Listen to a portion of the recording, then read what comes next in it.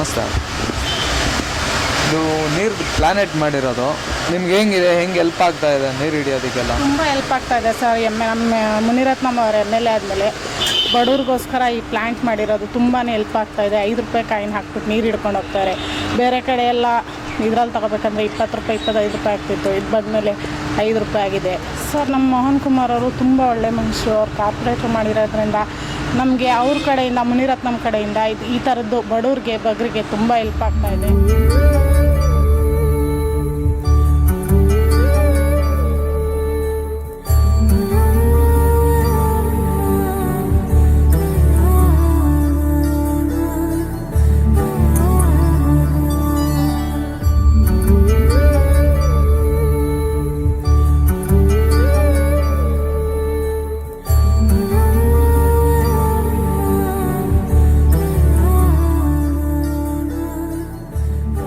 ಕಾರ್ಪೊರೇಟ್ರು ಅವ್ರು ನಮ್ಮ M L A ಆದಮೇಲೆ ನಮ್ಮ ಏರಿಯಾದಲ್ಲಿ ಒಂಚೂರು ನೀರಿನ ಪ್ರಾಬ್ಲಮ್ ಇಲ್ಲ, ಕುಡಿಯೋ ನೀರಿನ ಪ್ರಾಬ್ಲಮ್ ಇಲ್ಲ. ತುಂಬ ಹೆಲ್ಪ್ ಆಗಿದೆ ಸರ್ ಅವರು. ಸರ್ ಇಲ್ಲಿ ಎಲ್ಲ ಥರದ್ದು ಒಂದಲ್ಲ, ಬಡವ್ರು ಹೋದರೆ ಒಂದು ಹೆಲ್ಪ್ ಕೇಳಿದ್ರೆ ಹೆಲ್ಪ್ ಮಾಡ್ತಾರೆ. ರೋಡು, ಟಾರ್ ರೋಡು, ಕಾಂಕ್ರೀಟು ಎಲ್ಲ ಮಾಡ್ತಿದ್ದಾರೆ. ಎಲ್ಲ ಬಡವ್ರಿಗೋಸ್ಕರ ಅವರೊಂದು ಹೆಲ್ಪಿಂಗ್ ನೇಚರೇ ಬಡವ್ರಿಗೋಸ್ಕರ ಮಾಡಿದ್ದಾರೆ.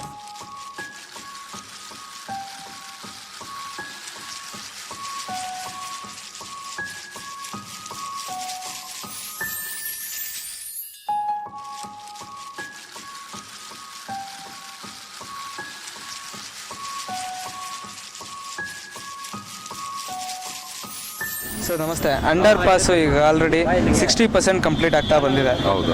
ಇದರಿಂದ ನಿಮ್ಗೆ ಯೂಸ್ ಏನಾಗ್ತಾ ಇದೆ ಸರ್? ಸರ್, ಈ ಭಾಗದಲ್ಲಿ ತುಂಬ ಇದೊಂದು ಮಹತ್ವಾಕಾಂಕ್ಷಿ ಯೋಜನೆ ಇದೆ. ಈ ಭಾಗದಲ್ಲಿ ಸುಮಾರು ಒಂದು 20-25-30 ವರ್ಷದಿಂದ ನಾವಿಲ್ಲಿ ವಾಸವಾಗಿದ್ದೀವಿ.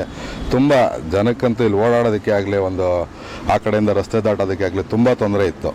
ಅದನ್ನೆಲ್ಲ ಇವಾಗ ನಮ್ಮ ಮಾನ್ಯ ಎಮ್ ಎಲ್ ಎ ಮುಖಾಂತರ ಮತ್ತು ನಮ್ಮ ಕಾರ್ಪೊರೇಟರ್ ಆದಂಥ ಮೋಹನ್ ಕುಮಾರ್ ನೇತೃತ್ವದಲ್ಲಿ ತುಂಬ ಚೆನ್ನಾಗಿ ನಡೀತಾ ಇದೆ ಈ ಕೆಲಸ ಕಾರ್ಯ ಎಲ್ಲ. ಇದಾಗ್ತು ಅಂದರೆ ಎಷ್ಟೆಷ್ಟೆಲ್ಲ ಯೂಸ್ಫುಲ್ ಆಗುತ್ತೆ ಸರ್ ನಿಮಗೆ? ಸರ್ 100% ಇದು ಸಿಟಿಗೆ ಆಗಲಿ ಎಲ್ಲ ನಿಯರೆಸ್ಟ್ ಆಗುತ್ತೆ ನಮಗೆ. ಇಲ್ಲಿಂದ ನಾವು ಮೊದಲು ಮೆಜೆಸ್ಟಿಕ್ ಅಥವಾ ಮಲ್ಲೇಶ್ವರಂ ಆ ಭಾಗಕ್ಕೆ ಹೋಗಬೇಕಾಗಿತ್ತು ಅಂದರೆ ಸುಮಾರು ಒಂದು 20-25 ಕಿಲೋಮೀಟ್ರ್ ಬಳಸ್ಕೊಂಡು ಹೋಗಬೇಕಾಗಿತ್ತು. ಮತ್ತು ಹೆವಿ ಟ್ರಾಫಿಕ್ ಇತ್ತು. ಅಂಥದ್ದೆಲ್ಲ ಇದೊಂದು ಮುಖಾಂತರ ನಮಗೆ ತುಂಬ ಹತ್ತಿರವಾಗಿ ಮತ್ತು ಶೀಘ್ರವಾಗಿ ನಾವು ಯಾವ ಕಡೆ ಜಾಗಕ್ಕೆ ಹೋಗ್ಬೇಕಾದ್ರೂ ಸಂಪರ್ಕ ತುಂಬ ಚೆನ್ನಾಗಿದೆ.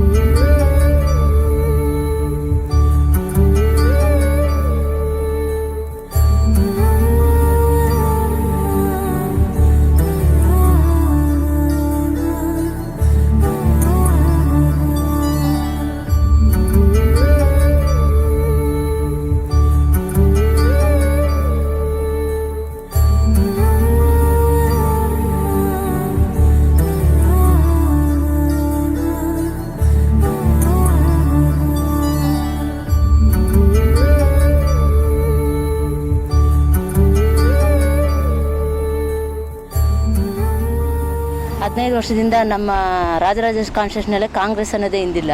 ಅಂಥದ್ದು ನಮ್ಮ ಮುನಿರತ್ನಮ್ಮವ್ರು ಬಂದು ಗೆದ್ದರು. ಏಕಾಏಕಿ ಗೆದ್ದಿದ ಮೇಲೆ ಏನು ಕೆಲಸ ಆಗಬೇಕು ಎಲ್ಲ ಫುಲ್ ಮಾಡಿಕೊಟ್ಟಿದ್ದಾರೆ. ಈ ಬ್ರಿಡ್ಜ್ ಅಂತೂ ನಾವು ಕನಸೇ ಕಂಡಿದ್ದಿಲ್ಲ. ಈ ಥರ ಬ್ರಿಡ್ಜು ರಾಜಾಜಿನಗರಿಗೆ ಅಷ್ಟು ಹತ್ತಿರದಲ್ಲಿ ಆಗುತ್ತೆ ಅಂತ ನಾವು ಕನಸೇ ಕಂಡಿದ್ದಿಲ್ಲ. ಅಂಥದ್ದಾಗಿದೆ. ಆಮೇಲೆ ಏರಿಯಾದಲ್ಲೂ ಅಷ್ಟೇ ಏನು ಕೆಲಸ ಬೇಕಂದ್ರೂ ಅವ್ರಿಗೆ ನಾವು ಪಬ್ಲಿಕ್ ಕೇಳೋಂಗೇ ಇಲ್ಲ, ಅವ್ರಿಗೆ ಐಡಿಯಾ ಇದೆ. ತುಂಬ ಚೆನ್ನಾಗಿ ಮಾಡ್ತಾವ್ರೆ. ಹೆಚ್ಚು ಕಮ್ಮಿ ಏರಿಯಾದಲ್ಲಿ ಅವರು ತುಂಬ ಹಳೆ ಇಲ್ಲಿ ತುಂಬ ವರ್ಷದಿಂದ ಓಡಾಡ್ಕೊಂಡಿರೋದ್ರಿಂದ ಹೆಚ್ಚಿಗೆ ನಮಗೇನು ಸಮಸ್ಯೆ ಗೊತ್ತಿದೆ, ಅದಕ್ಕಿಂತ ಹೆಚ್ಚಾಗಿ ಅವ್ರಿಗೂ ಸಹ ಗೊತ್ತಿದೆ. ಎಲ್ಲ ಕೆಲಸ ಕಾರ್ಯಗಳು ಮಾಡ್ತಾರೆ. ಅಂಡರ್ ಪಾಸ್ ಕನ್ಸ್ಟ್ರಕ್ಷನ್ ಬಗ್ಗೆ ಎಲ್ಲರೂ ತುಂಬಾ ಪ್ಲಸ್ ಪಾಯಿಂಟ್ ಆಗಿ, ಒಬ್ಬರು ಕೂಡ ಇದರಿಂದ ನಮಗೆ ತೊಂದರೆ ಆಗ್ತಾ ಇದೆ ಅನ್ನೋದು ಯಾರೂ ಹೇಳಿಲ್ಲ. ಇಲ್ಲಿ ಓಡಾಡೋದಕ್ಕೆ ನೀವು ಬರಬೇಕಾದ್ರೆ ನೋಡಿದ್ರೆ ನಾವು ತುಂಬಾ ಕಷ್ಟ ಬಿದ್ದು ಬರಬೇಕಾಗಿತ್ತು.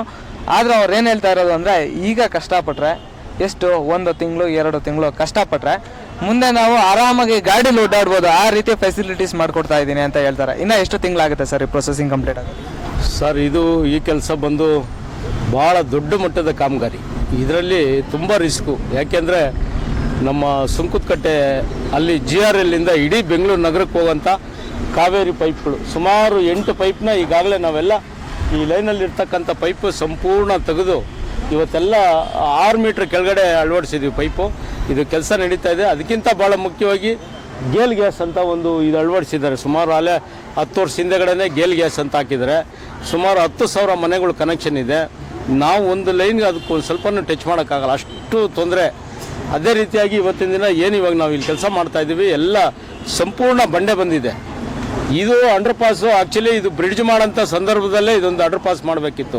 ಅವತ್ತು ಮಾಡಿದರೆ ಇಲ್ಲಿ ಸಾರ್ವಜನಿಕರಿಗೂ ತಾವೆಲ್ಲ ಮೇಲ್ಗಡೆ ನೋಡ್ಬೋದು. ಸುಮಾರು ಏನಿಲ್ಲ ಅಂದರೂ ಈ ರೋಡಲ್ಲಿ ಒಂದು 2,000 ಗಾಡಿಗಳು ಓಡಾಡ್ತವೆ ಪ್ರತಿನಿತ್ಯ, ಪ್ರತಿ ಸೆಕೆಂಡಲ್ಲಿ ಗಾಡಿ ಓಡಾಡೋಂಥದ್ದು. ಆಮೇಲೆ ಪ್ರತಿ ವೆಹಿಕಲ್ಲು ಸುಮಾರು 75ರಿಂದ 100 ಸ್ಪೀಡಲ್ಲಿ ಇರ್ತಕ್ಕಂಥದ್ದು. ಕಾರ್ ಇರ್ಬೋದು, ವೆಹಿಕಲ್ ಇರ್ಬೋದು.